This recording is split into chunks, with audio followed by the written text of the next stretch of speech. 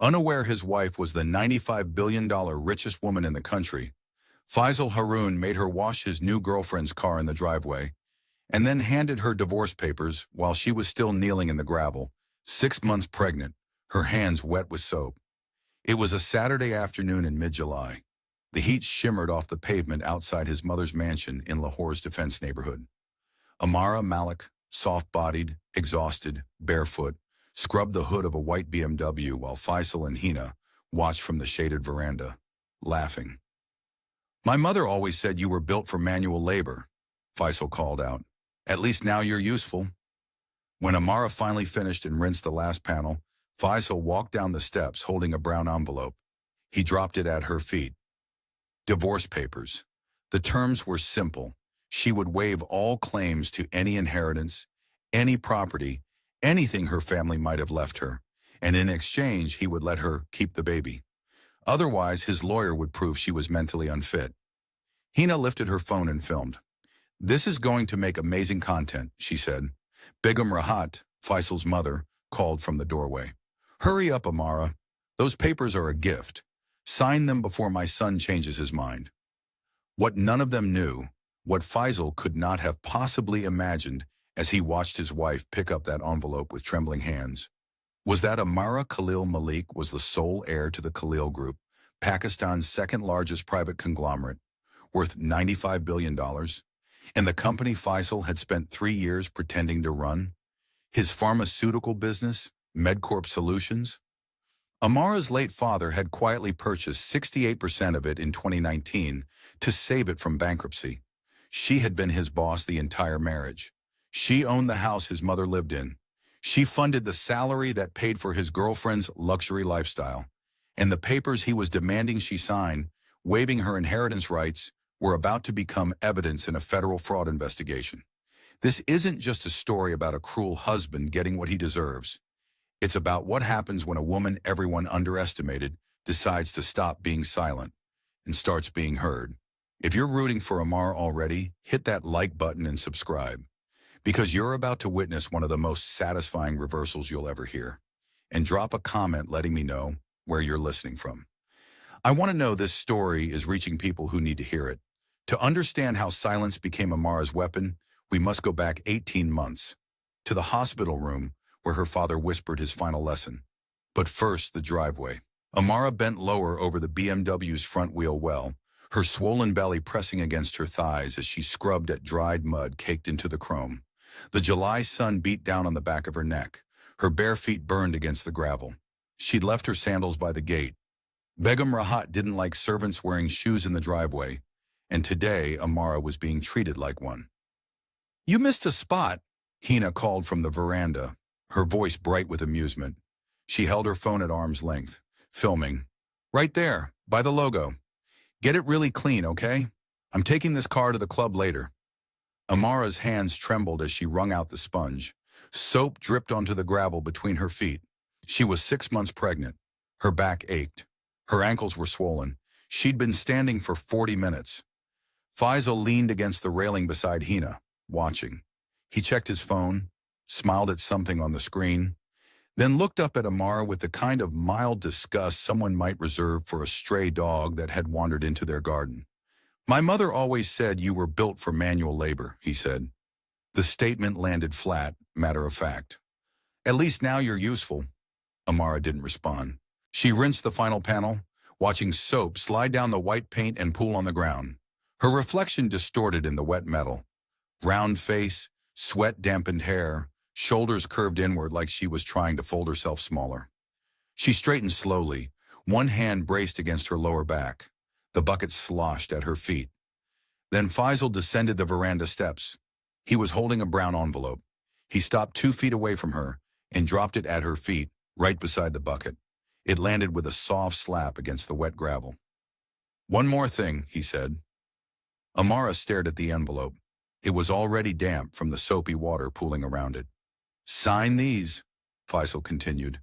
His voice was calm, reasonable, like he was asking her to initial a receipt. "Divorce papers. You waive all claims to any inheritance, any property, anything your family might have left you, and I'll let you keep the baby. Otherwise, my lawyer says we can prove you're mentally unfit. Your choice. The world narrowed. The heat, the ache in her back, the sound of Hina's phone camera clicking, all of it receded. Amara looked at the envelope, then up at her husband. Hina lifted her phone higher, adjusting the angle. "This is going to make amazing content," she said, her voice bubbling with excitement. "The reality of marriage nobody talks about." From the doorway, Begum Rahat's voice rang out, sharp and clear. "Hurry up, Amara. Those papers are a gift. Sign them before my son changes his mind." Amara bent down. Her knees protested.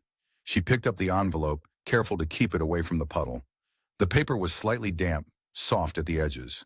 She could feel the weight of the documents inside. She did not open it. She did not read it. She folded it carefully once and tucked it into the pocket of her camise. "I'll have my lawyer review these," she said quietly. The words hung in the air for a beat. Then Faisal laughed. It was a short, sharp sound, like a cough. "Your lawyer?" He shook his head, still smiling. "With what money?" Amara didn't answer. She turned and walked toward the gate, her bare feet crunching over gravel. Behind her she heard Hina giggle. Begum Rahat said something she couldn't make out. The BMW gleamed in the sunlight, spotless. She left the bucket where it stood. What none of them knew, what Faisal could not have imagined as he watched his pregnant wife walk away, shoulders hunched, envelope tucked against her body like a shield, was this. The woman he had just humiliated in his mother's driveway was Amara Khalil Malik, sole heir to the Khalil Group, Pakistan's second-largest private conglomerate. $95 billion in holdings across textiles, real estate, telecommunications, and energy. Her father, Jamil Khalil, had died 8 months earlier, leaving everything to the daughter he'd raised to value character over display. And MedCorp Solutions? The pharmaceutical company Faisal spent every day pretending to run? Khalil Group Holdings owned 68% of it, purchased quietly in 2019 when the company was days from collapse. Amara had been the majority shareholder for 3 years. Faisal had been her employee the entire marriage. The mansion behind him, the defense estate Begum Rahat treated as her personal throne? Jamil Khalil had purchased it in 2020 and leased it back to her at 5,000 rupees monthly. Symbolic rent for a property worth 180 million. The papers Faisal had just demanded she sign, waiving her rights to any inheritance, would be filed 6 weeks later as Exhibit G in a federal fraud investigation. Evidence of attempted coercion. But Amara didn't know that yet. Not the full shape of it. She only knew she was tired, and that her father's voice, distant and warm, was surfacing in her memory like something rising from deep water. Real power, Betty, is knowing when to be silent and when to speak. She drove to the Khalil estate in silence. The guards opened the gate without question. They knew her, had always known her, though she'd never explained why she came here alone. Late at night, when her husband thought she was sleeping. She parked in the circular driveway and let herself in through the side entrance. The house was quiet. The cook had gone home. The estate manager was in the west wing. Amara climbed the stairs slowly, one hand on the railing, one hand on her belly. The baby kicked, a small, insistent flutter against her ribs. She went to her childhood bedroom. The furniture was the same. The curtains were the same. Even the smell was the same. Jasmine and old wood, and the faint musk of her father's cologne that seemed to have seeped into the walls over decades. She sat on the edge of the bed and pulled the envelope from her pocket, unfolded it, opened it. Inside were 3 pages, dense with legal language she didn't have the energy to parse. Waiver of claims, relinquishment of rights, custody contingent upon cooperation. She set the papers on the bedside table and opened the drawer. Inside was her father's will. The one advocate Zainab Qureshi had presented to her in this very room 7 months ago. Her voice steady and professional as she explained that Amara now controlled an empire. Amara placed the divorce papers beside the will. 2 documents, 2 futures. She lay down on the bed, fully clothed, and rested her hand on her belly. The baby kicked again, stronger this time. She closed her eyes. Outside, the city hummed. Inside, the house held its breath, and Amara, exhausted and alone, fell asleep in the fortress her father had built for her, waiting for the moment when silence would finally become speech. 18 months earlier, Amara sat beside her father's hospital bed in Aga Khan's private oncology wing, holding his hand while machines beeped softly in the background. The room smelled like antiseptic and the jasmine oil she'd rubbed into his temples that morning, trying to ease the headaches the morphine couldn't touch. Jamil Khalil was dying. Liver cancer, stage 4, metastasized beyond intervention. The doctors had given him weeks. He'd made it 2 months through sheer stubbornness, determined to see Amara settle before he left. He looked smaller than she'd ever seen him. The man who'd built an empire from a single Karachi textile mill now weighed less than 50 kilograms, his skin gray against the white hospital sheets. But his eyes were still sharp, still present. "Betty," he said, his voice a whisper. She leaned closer. "I need you to listen carefully." "I'm here, Baba." He squeezed her hand with what little strength remained. "Real power is knowing when to be silent and when to speak." He paused, breathing carefully. "Those who mistake your silence for weakness will destroy themselves when you finally use your voice." Amara nodded, throat tight. She'd heard variations of this lesson her entire life, delivered over breakfast tables and during long drives through Karachi traffic. But now, spoken in a hospital room with death approaching, the words carried different weight. "I've built protections for you," he continued. "Prenups, trusts, shell holdings. No one can take what belongs to you. Not your husband, not his family. No one." He coughed, a wet sound that made her reach for the water glass. He waved it away. "I've already handled MedCorp." She didn't understand. Faisal's company. Why would her father? "You'll understand soon," Jamil said, reading her confusion. "Zainab will explain everything. Just know that I saw what you didn't want to see, and I made sure you'd have options when you needed them." His eyes closed. The conversation was over. Amara sat with him for another 3 hours, watching his chest rise and fall, memorizing the shape of his hands, the way afternoon light fell across his face through the hospital blinds. He died 4 days later, quietly in his sleep, while she was at home showering. She'd never forgiven herself for not being there. The will reading happened 1 week after the funeral. Amara sat alone in her father's study at the Khalil estate, while advocate Zainab Qureshi arranged documents across the mahogany desk with precise, practiced movements. "Your father left very clear instructions," Zainab said. She wore a tailored gray shalwar kameez, reading glasses on a chain, her gray hair pulled back in a professional bun. "He wanted this reading to be private, just you and me." Amara nodded. She was still numb, still moving through the world like she was underwater. Zainab opened the first binder. "The Khalil Group holdings passed to you in their entirety. $95 billion across textiles, real estate, telecommunications, and energy sectors. 14 manufacturing facilities, 3 office towers in Karachi, equity positions in 17 companies." She slid the asset summary across the desk. "You are now one of the wealthiest women in Pakistan." The words didn't land. Amara stared at the numbers, at the columns of holdings and subsidiary names. None of it felt real. Then Zainab said something that cut through the fog. "Additionally, in October 2019, your father acquired a 68% controlling stake in MedCorp Solutions when the company faced insolvency. He structured the purchase through a shell entity called Khalil Holdings Limited, so the acquisition would remain confidential. Your husband signed the bailout agreement. He knew the company was purchased. He never knew who purchased it." Amara looked up sharply. "What?" "You've been the majority shareholder of your husband's company for 3 years," Zainab said, her voice calm and factual. "Mr. Haroon has been your employee the entire marriage." The irony was sharp enough to draw blood. Zainab slid another document forward, a sealed envelope with Amara's name written in her father's handwriting. "He left this for you. He asked that I give it to you after explaining the MedCorp situation." Amara opened it with trembling hands. Inside, a single page in her father's careful script. "Amara, when you're ready, we execute the plan. Everything is already in place. You just have to walk into the fortress I built. With love, Baba." She read it 3 times, then folded it carefully and set it aside. A memory surfaced. 3 years ago, the week before her wedding, her father had met Faisal once, briefly at a family dinner. Afterward, driving Amara home, he'd asked a single question. Does he ask about your thoughts or only about my business? Amara had laughed it off. Baba, you're being protective. He's ambitious, that's all. It's attractive. Her father hadn't argued. He'd simply nodded and changed the subject. She understood now. He'd seen it immediately, seen what Faisal wanted, and instead of interfering, he'd built her a way out. Zainab's voice pulled her back. There's one more thing. She pulled out a property deed.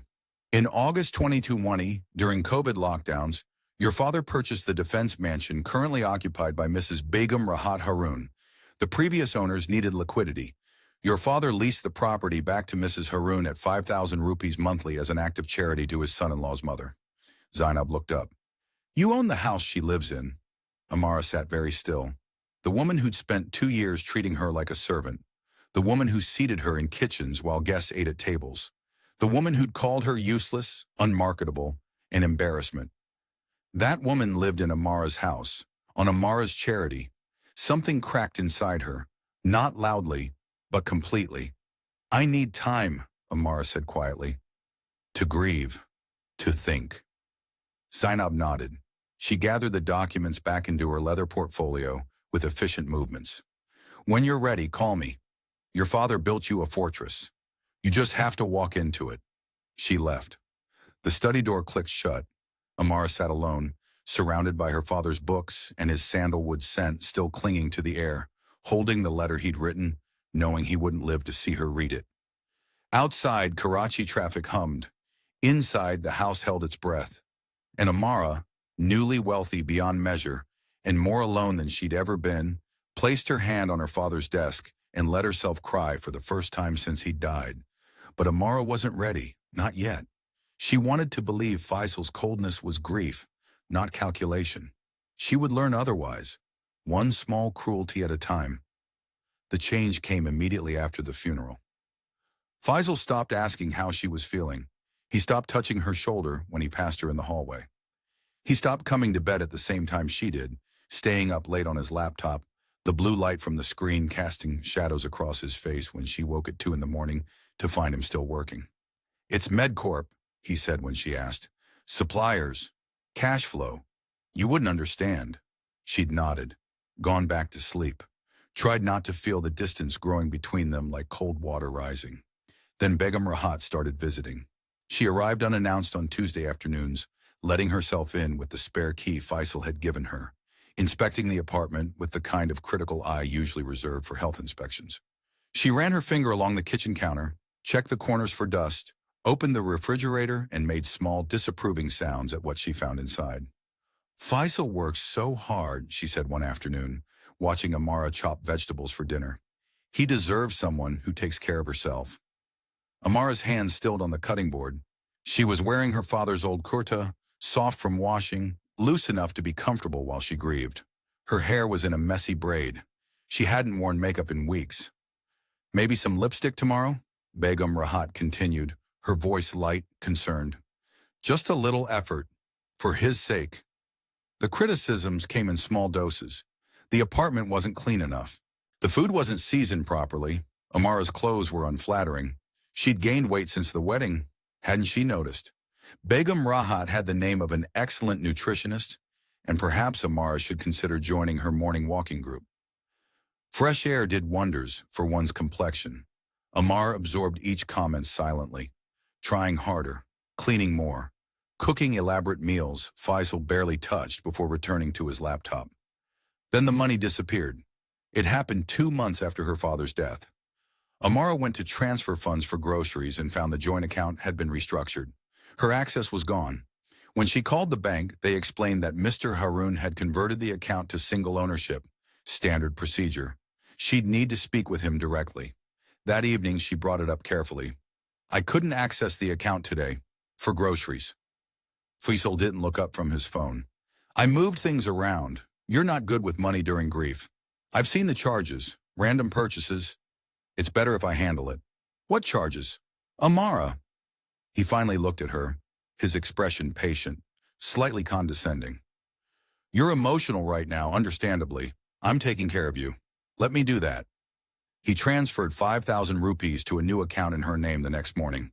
For groceries and household things, he said. It should be enough if you budget properly. 5,000 rupees monthly for a household of 2 adults. She didn't fight it. She was still numb from losing her father, still trying to be the good wife, the understanding partner. She learned to stretch the money. She bought cheaper cuts of meat. She stopped replacing her worn dupattas. She made the 5,000 last.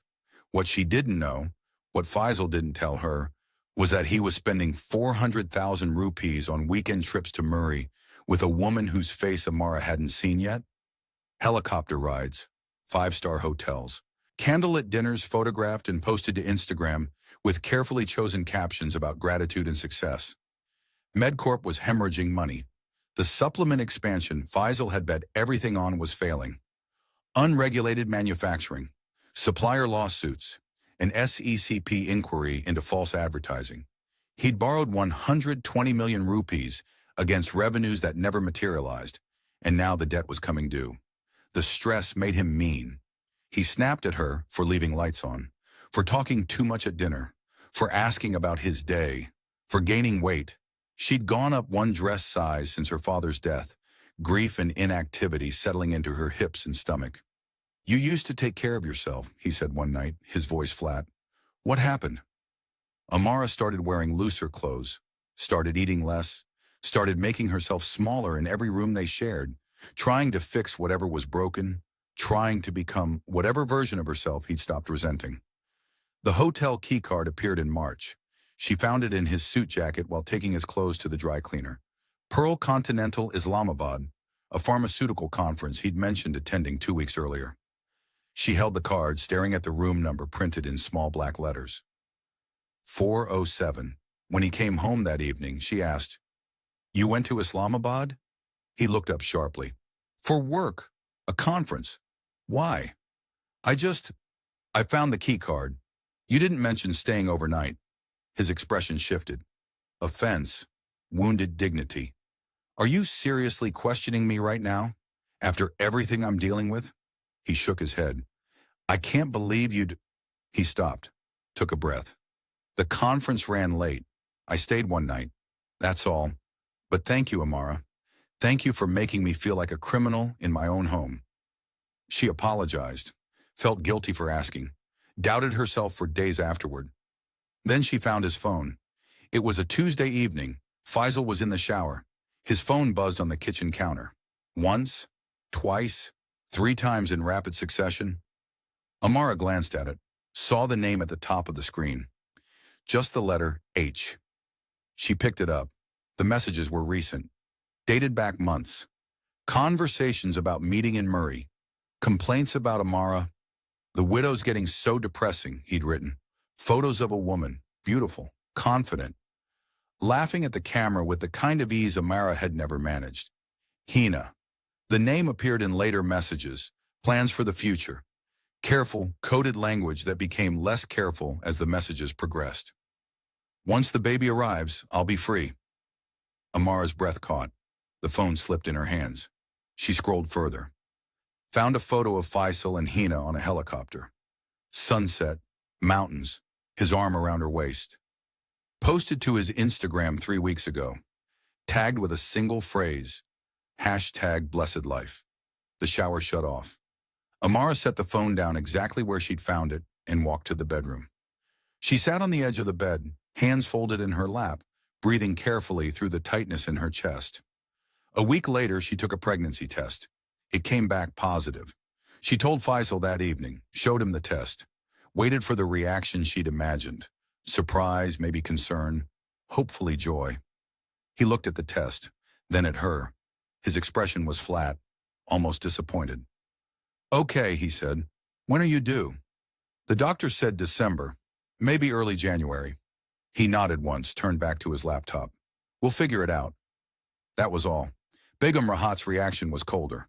"Another responsibility you've added to his stress," she said when Amara told her over chai the following week.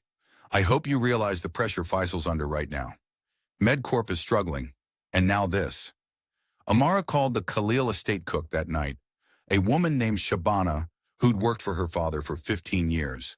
Shabana auntie, she said quietly, do you have any leftover groceries? Anything you're planning to throw out? I'm running short this month. There was a pause on the other end. Then Shabana's voice, careful. Beta, of course. I'll send some things tomorrow. The groceries arrived in cloth bags. Rice, lentils, vegetables, bread, meat wrapped in butcher paper. Enough to fill the refrigerator. Enough to last 2 weeks. Amara unpacked them slowly, grateful and humiliated in equal measure. What she didn't know, what Shabana would never tell her, was that the groceries weren't leftovers.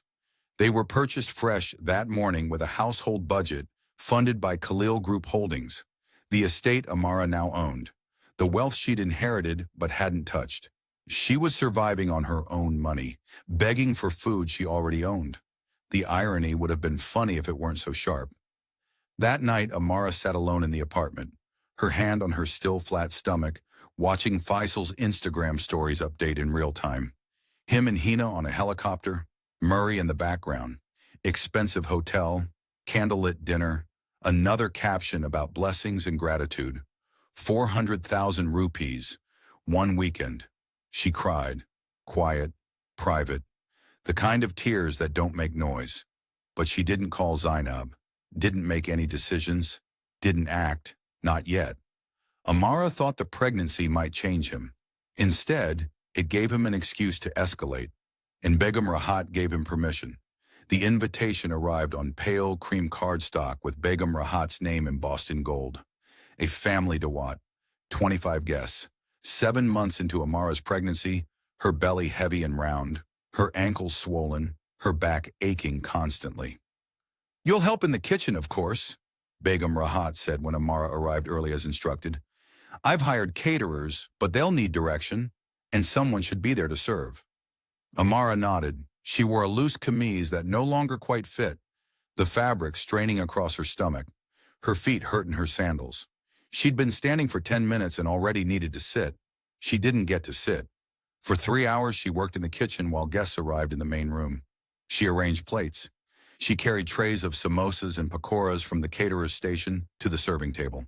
She refilled water pitchers. She wiped down counters. Through the doorway, she could see Begum Rahat greeting guests in a peacock blue lawn suit, diamonds at her throat, welcoming everyone with the practiced warmth of a woman who measured her worth in social currency. Then Hina arrived. Amara saw her through the kitchen doorway, tall, polished, wearing a rose-colored shalwar kameez that probably cost more than Amara's monthly grocery allowance. Her hair was professionally styled. Her makeup was flawless. She moved through the room like someone who'd never doubted her right to be admired. Begum Rahat introduced her to the table. This is Hina Tariq, Faisal's professional associate. Her family owns Tariq Diagnostics. Such accomplished people. Hina took the seat at the head of the table. The seat of honor. Amara carried out the first course, chicken karahi, fragrant with ginger and tomatoes. She set the serving dish on the table. No one looked at her. She was functionally invisible, a servant in her mother-in-law's house, 7 months pregnant with her husband's child. Faisal arrived late, apologizing loudly about traffic. He kissed his mother's cheek. He touched Hina's shoulder as he took the seat beside her. He didn't acknowledge Amara, even when she placed a plate directly in front of him. The conversation at the table was light. Business, politics, someone's daughter's engagement to a banker's son. Begum Rahat held court, orchestrating the evening with the precision of a conductor. Then Faisal spoke, his voice carrying across the room. I've had to take full control of our household finances, he said, addressing the table as if making a casual announcement. Amara's too emotional during pregnancy to handle money properly. You understand, hormones, the guest murmured. Sympathetic. Understanding. Of course. Pregnancy does that to women. Amara's hands tightened on the empty tray she was holding. She stood in the kitchen doorway, visible but not acknowledged. He was talking about her like she wasn't there. Begum Rahat picked up the thread seamlessly. Poor thing was too unstable to even attend her own father's cool ceremony, she said, her voice dripping with concerned pity. Weeks after his death. We thought it best she stay home and rest. She wasn't in any condition to represent the family properly in public. An older woman at the table, one of Begum Rahat's friends from the tennis club, nodded knowingly. It's difficult, losing a parent. Some people just can't cope. No one questioned it. No one asked Amara if it was true. The narrative was set. Amara was fragile, unstable, incapable. She returned to the kitchen and gripped the edge of the counter. Her chest felt tight. The baby kicked, a small flutter against her ribs. When she brought out dessert, gulab jamun soaked in rosewater syrup, she saw it. The necklace. Hina wore it like it had always belonged to her. 22-carat emeralds set in gold filigree, each stone the size of a thumbnail. Amara's grandmother's necklace, the one her father had given her on her wedding day, stored in a velvet box in her jewelry drawer. The one that had disappeared from her apartment a week ago. Amara stopped. The tray wavered in her hands. She stared. Hina noticed. She touched the necklace, fingers trailing over the stones, and smiled. Beautiful, isn't it? Faisal was watching Amara. He saw her staring. His expression shifted, something cold and satisfied settling into his features. It looks better on someone who takes care of herself, he said. The table went quiet for a beat. Then Hina laughed, bright and easy. Faisal said it was a gift from his family. I told him green is my color. The guests erupted in approving murmurs. How lovely, how generous. What a beautiful piece. No one asked Amara if the necklace was hers. She set the dessert tray down with trembling hands and walked back to the kitchen. She stood at the sink, breathing carefully, her vision blurring at the edges. 8 million rupees, a family heirloom, stolen. After dinner, the guests moved to the sitting room for chai. Amara began clearing plates. Begum Rahat appeared in the kitchen doorway. Faisal has an announcement, she said. Come out, stand in the back. Amara followed. She stood near the kitchen door while Faisal rose at the center of the room, Hina beside him, the emerald necklace catching the light. I want to share some personal news, Faisal said, his voice steady and clear. I'm filing for Kula. Amara and I have decided to separate. Amara's breath caught. We? He'd said we. It's been difficult, he continued, his expression grave, concerned. Amara's mental health has deteriorated significantly. She's not fit for marriage. She's not fit for motherhood. But I'm a reasonable man. He looked directly at Amara. I'm offering her a settlement. She signs away any claims to inheritance, any property, any assets from her father's estate, and I'll allow her to keep custody of the child after birth. He pulled papers from his jacket pocket, held them up. You brought nothing to this marriage, he said. I'm offering you charity. Take it. The room was silent. Some guests looked uncomfortable. No one spoke. Amara stood very still. She didn't cry. She didn't speak. She didn't move. One of Begum Rahat's friends, an older woman in a cream dupatta, came to the kitchen afterward while Amara was washing dishes. She touched Amara's arm gently. Are you all right, Beta? Amara almost broke, almost told her everything, almost let the words spill out. The inheritance, the stolen necklace, the cruelty, the lies. Then the woman continued. You should be grateful Faisal is being so reasonable. Some men wouldn't offer any custody at all. The moment collapsed. Amara nodded. Thank you, Auntie. The woman patted her arm and left. Amara finished the dishes alone. She left through the back door while the guests were still drinking chai. No one noticed her go. She drove to her apartment, not to the estate, not yet, and sat on the floor of the nursery she'd been preparing. Pale yellow walls, a crib she'd assembled herself. Unopened packages of baby clothes stacked in the corner. The settlement papers Faisal had shoved into her hands on the way out. She read them slowly. Legal language, dense paragraphs, the same demand, waive all inheritance rights in exchange for custody. She set them down beside her. Her phone buzzed. Text from Faisal. Then another. Bring signed copies to my lawyer by 9 a.m. This is your last chance. Don't be stupid. The baby kicked. Amara rested her hand on her belly. She thought of her father's voice. Real power is knowing when to speak. She thought of Zainab's letter. When you're ready, we execute the plan. But she wasn't ready, not yet. She was too tired, too broken, too alone. She lay down on the nursery floor, surrounded by unopened boxes and unsigned papers, and closed her eyes. Her phone kept buzzing. She didn't look.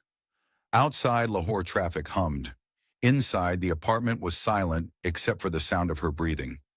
Amara fell asleep holding the unsigned settlement in one hand, the other resting on her belly, feeling her daughter move beneath her palm. But that night something shifted. In her dreams, Amara heard her father's voice. Not the frail hospital whisper, but the strong voice from childhood. Real power is knowing when to speak. When she woke at dawn, she knew. She sat up slowly on the nursery floor, her back stiff, her neck sore from sleeping at an angle against the wall. The unsigned settlement papers were still clutched in her hand, wrinkled now from her grip. Outside, the sky was pale gray, the first light of morning just beginning to edge over Lahore's rooftops. She stood, folded the papers, set them on the empty crib. Then she drove to the Khalil estate. The guards opened the gate without question. It was 6 in the morning. The city was quiet. Amara let herself in through the side entrance, the same way she'd done 100 times over the past 8 months. Always alone, always when Faisal thought she was somewhere else. She climbed the stairs to her father's study. The room was exactly as he'd left it. Bookshelves lined 3 walls filled with volumes on industrial engineering, economics, histories of the subcontinent. His desk sat in front of the window, mahogany and solid, the surface still holding the faint outline of where his papers used to sit. The air smelled like sandalwood and old leather, like memory. Amara sat in his chair. For a long moment, she simply breathed, let the stillness settle around her, let herself feel the weight of what she was about to do. Her father's voice surfaced again, clearer now. Those who mistake your silence for weakness will destroy themselves when you finally use your voice. She'd been silent for 3 years, not out of weakness, out of hope. Hope that Faisal would choose her. Hope that his coldness was temporary, that his cruelty was stress, that the man who'd once brought her flowers and asked about her research would come back. Hope that if she just waited long enough, tried hard enough, loved patiently enough, he would remember why he'd married her. But he hadn't chosen her. He'd chosen cruelty. He'd chosen Hina. He'd chosen public humiliation and stolen heirlooms and threats to take her daughter. Her silence had given him enough rope. Now it was time to let him hang himself with it. Amara opened the desk drawer. Inside, exactly where she'd left it 8 months ago, was the sealed letter from Zainab Qureshi. She pulled it out, reread the single-type sentence. When you're ready, we execute the plan he designed. Everything is already in place. She set the letter down, picked up her phone, hesitated for only a moment. Then she called. Zainab answered on the second ring. Amara, it's time. There was a pause, not surprise, calculation. You're sure? Yes, execute everything. Zainab's voice shifted, became sharper, more focused. I'll need 2 weeks to finalize the audits and coordinate with the board. Can you endure 2 more weeks? I've endured 3 years, Amara said. Her voice was steady, calm, no apology in it. 2 weeks is nothing. Then we proceed. Your father prepared for this moment. Trust the plan. The call ended. Amara set the phone down and looked out the window. The sun was rising now, casting warm light across the estate gardens.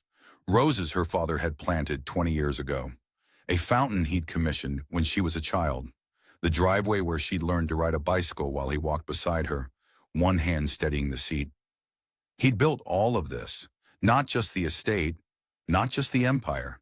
He'd built her a fortress, legal protections, financial independence, a plan for exactly this moment. All she had to do was walk into it. From this point forward, Amara Khalil was no longer the woman who apologized for taking up space. She was no longer the wife who shrank herself to fit into rooms that didn't want her. She was no longer trembling or exhausted or breaking. She was steady, certain, still. Her silence was no longer avoidance. It was strategy. An email arrived from Zainab 10 minutes later, encrypted. Amara opened it on her phone. Inside were previews of the forensic audit reports Ernst & Young had been preparing for the past 4 months. MedCorp Solutions financial statements, highlighted discrepancies, fake vendor invoices traced to personal accounts, security footage timestamps, audio recordings indexed by date. Amara read through them methodically. She didn't cry. She didn't rage. She organized the information in her mind, cross-referencing dates with memories, matching evidence to cruelties she'd absorbed in silence. The 5,000 rupees monthly grocery allowance, while he spent 400,000 on trips with Hina. Documented. The emerald necklace stolen from her jewelry box. Photographed on Hina's neck. Reported to police. Recovery in progress. The Kula announcement claiming she was mentally unfit. Recorded by guests. Witness statements being collected. The driveway divorce papers demanding she waive inheritance rights. Filed as Exhibit G in the criminal case Zainab was building. Evidence of attempted fraud and coercion. Every cruelty had a corresponding consequence. Every insult had documentation. Every lie had a paper trail. Her father had taught her this, not explicitly, not through lectures, but through the way he'd lived. Character over display, substance over performance, patience as strategy. She wasn't doing this for revenge. She was doing it for her daughter, to teach her that silence is a choice, not a weakness. That kindness given to cruel people is not wasted, it's evidence. That power used justly is not cruelty. That documentation is dignity. Amara spent the rest of the morning in the study, reading through files, making notes, preparing. At noon she stood, placed her hand flat on her father's desk, feeling the solid wood beneath her palm. "Thank you, Baba," she whispered. "I'm ready now." She left the estate and returned to her apartment. 2 weeks stretched ahead of her. 14 days of performing the role one last time. 14 days of enduring while the machinery her father had built moved into position. She could do 2 weeks. She'd already survived 3 years. The baby kicked. Amara rested her hand on her belly and felt her daughter move beneath her palm. Strong, insistent, alive. Outside, Lahore hummed with morning traffic. Inside, the apartment was quiet. Amara sat on the couch, not the nursery floor, not hunched and broken, and waited. Calm, steady, certain. The next 14 days were the longest of Amara's life. But they were also the last days Faisal Haroon would ever spend believing he was in control. The MedCorp Solutions boardroom was on the 3rd floor of a glass office building in Gulberg, sterile and corporate, with a long mahogany table and 8 leather chairs. Faisal sat at the head. His lawyer, a thin man named Tariq Mansour, sat to his right. The board members, 7 silent partners, and venture investors who'd grown increasingly nervous about MedCorp's trajectory, occupied the remaining seats. Faisal was mid-pitch when Amara arrived. She entered quietly, 8 months pregnant now, her belly heavy and round, beneath a simple cream-colored lawn suit. She wore no jewelry. Her hair was pulled back in a braid. She moved slowly to the back of the room and sat in one of the chairs against the wall, meant for assistants and observers. Faisal didn't acknowledge her. He didn't even glance in her direction. He was explaining how a 200 million rupee bailout loan would stabilize operations, allow him to restructure leadership, bring in new talent. His voice was confident, practiced, the voice of a man who'd spent 3 years pretending to run a company he didn't know he didn't own. "We've identified cost-cutting measures," he said, gesturing to a PowerPoint slide projected on the wall. "Vendor consolidation, workforce optimization. We can turn this around in 6 months." One of the board members, an older man named Shahid Akhtar, cleared his throat. "Mr. Haroon, we've been hearing these projections for 18 months. Revenue continues to decline." Faisal's jaw tightened. "Market conditions are the same for your competitors," another board member cut in, "who are performing significantly better." The tension in the room was palpable. Faisal was sweating slightly. His hands gripped the edge of the table. Then Amara stood. The room went still. Faisal looked at her for the first time. Confusion flickered across his face. What was she doing here? Who had invited her? The door opened. Zainab Qureshi walked in. She wore a tailored charcoal shalwar kameez, reading glasses on a chain, her gray hair pulled back in its professional bun. She carried a leather portfolio. She moved to the front of the room with the kind of authority that made everyone sit straighter. "Ladies and gentlemen," Zainab said, her voice calm and clear, "I'd like to introduce the majority shareholder of MedCorp Solutions, Ms. Amara Khalil." The silence was absolute. Faisal's face drained of color. He half stood, then sat again. "What are you—" Zainab cut him off with a raised hand. She opened her portfolio and placed a heavy document binder on the table. The sound echoed in the quiet room. Khalil Group Holdings acquired a 68% equity stake in MedCorp Solutions in October 2019, Zainab said, through a structured bailout when the company faced insolvency due to failed product launches and mismanagement. The acquisition was handled through a shell entity to protect the company's public reputation. Ms. Amara Khalil inherited this holding upon her father's death 8 months ago. She turned a page in the binder, slid it toward the center of the table. She is and has been the primary owner of this company for 3 years. Mr. Faisal Haroon has been her employee. The board members leaned forward. Shahid Akhtar pulled the binder closer, scanning the pages. His eyes widened. Faisal tried to stand. His voice cracked. This is insane. You're lying. Zainab didn't look at him. She turned another page. Certificate of Ownership, SECP filings, share transfer agreements executed by your own signature when you accepted the bailout terms in 2019. She tapped the document. You knew the company was purchased, Mr. Haroon. You didn't know who purchased it. She flipped to another section. You've also been signing off on quarterly reports sent to the majority shareholder, sent to Ms. Khalil's office at Khalil Group Holdings for 3 years. Your signature is on everyone. Faisal's lawyer grabbed for the binder, started flipping frantically through his own files. His hands were shaking. One of the board members exhaled sharply. Another muttered something under his breath. They were all reading now, passing pages between them, faces registering shock, then understanding, then something close to anger. While he mocked her usefulness, she held the future of his entire company in documents he'd signed without reading. Zainab distributed another set of documents, slim folders, 8 copies, placed precisely in front of each board member. Forensic accounting reports prepared by Ernst & Young over the past 4 months. These documents show systematic embezzlement of corporate funds totaling 47 million rupees. She opened one of the folders, pointed to highlighted sections. Mr. Haroon created fake vendor invoices for supplier payments that were instead funneled into personal accounts. She turned a page, including an account opened in Ms. Hina Tariq's name for her social media production company, which is currently under investigation by the Federal Board of Revenue for tax evasion. She placed photographs on the table, security footage stills, timestamps visible. These images, taken by company security over the past 18 months, show Mr. Haroon bribing a health inspector to approve unregulated supplement batches that failed safety testing. She opened her laptop, turned it so the board could see. Pressed play.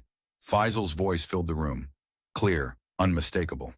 50,000 now, 50 after you sign off. No one checks this stuff anyway. The board chairman, a man named Rasa Galani, looked at Faisal. His expression was cold. You've exposed this company to criminal liability. Faisal tried to speak. Nothing came out. His mouth opened, closed. His skin had gone gray. Zainab's voice remained steady, professional.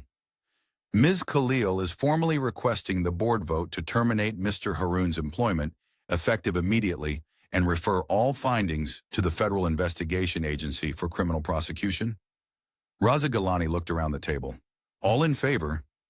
8 hands rose. Unanimous. 4 minutes. That's all it took. Faisal slumped in his chair, put his hands over his face. Then Amara spoke for the first time. Her voice was quiet, calm, steady as stone. You wanted me useful, she said. I've been useful. I've been documenting. Faisal looked up, stared at her. She met his eyes, didn't look away.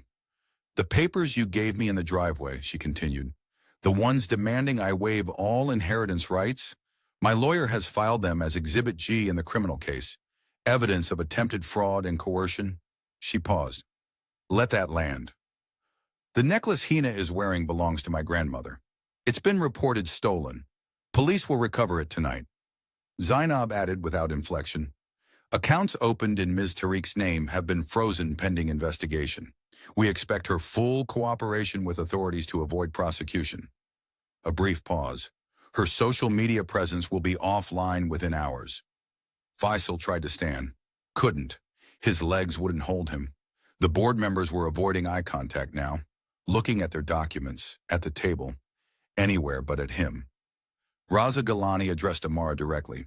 Ms. Khalil, On behalf of the board, I want to thank you for your patience and diligence in this matter. Amara nodded once, said nothing.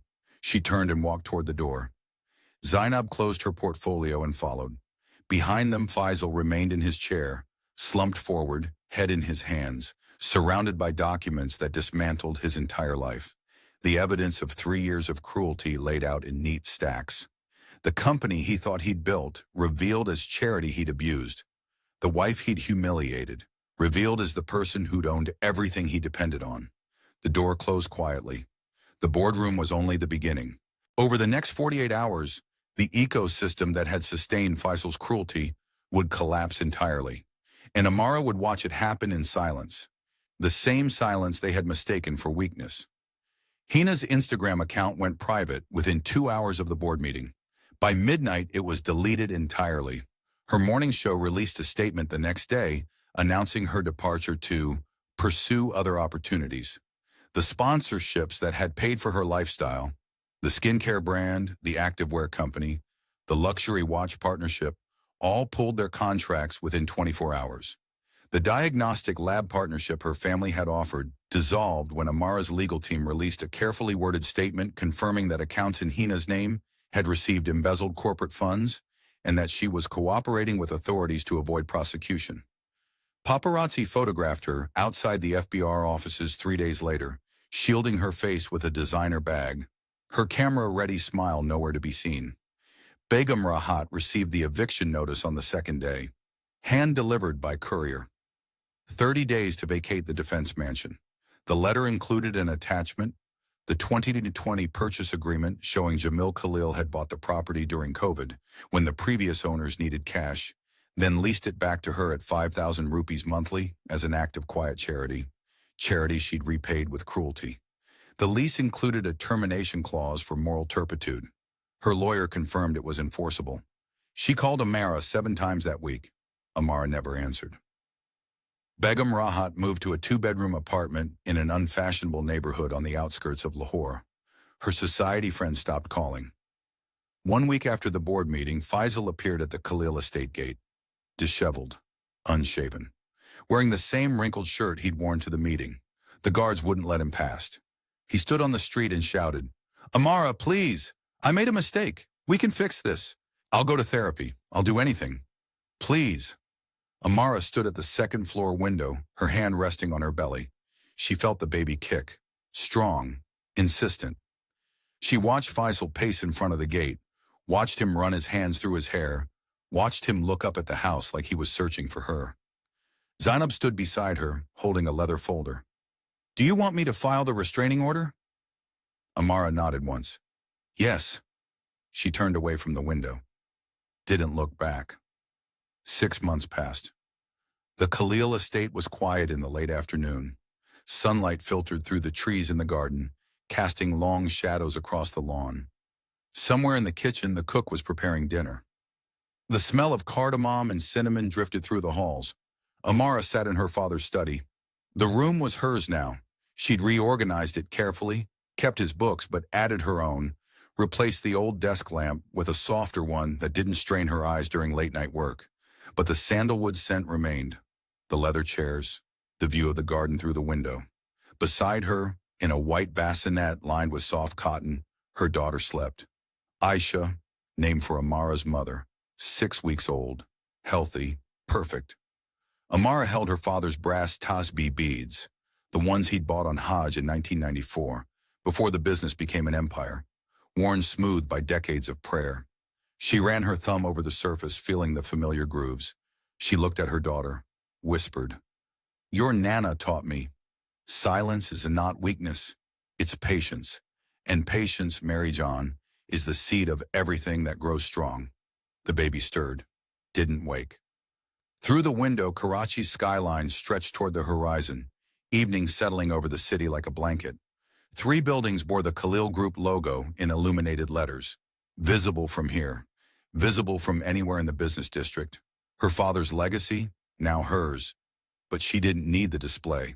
She had what mattered: safety, autonomy, her daughter breathing softly beside her, her father's study wrapped around her like an embrace. Real power is not the loudest voice in the room. It's the signature on the deed.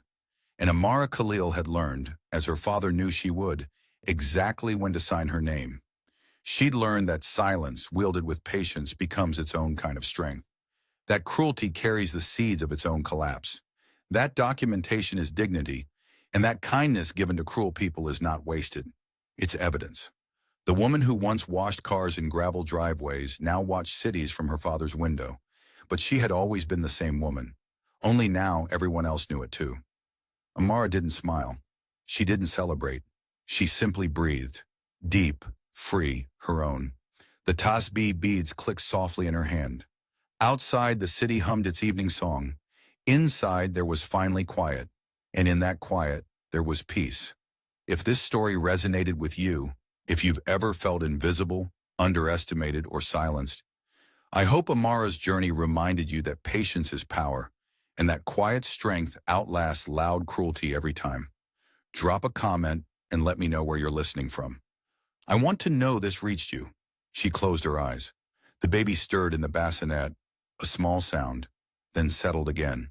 Amara's hand rested gently on the edge, feeling the rise and fall of her daughter's breathing. The tasbih beads clicked once more, then went still. Silence filled the study like water, warm and deep.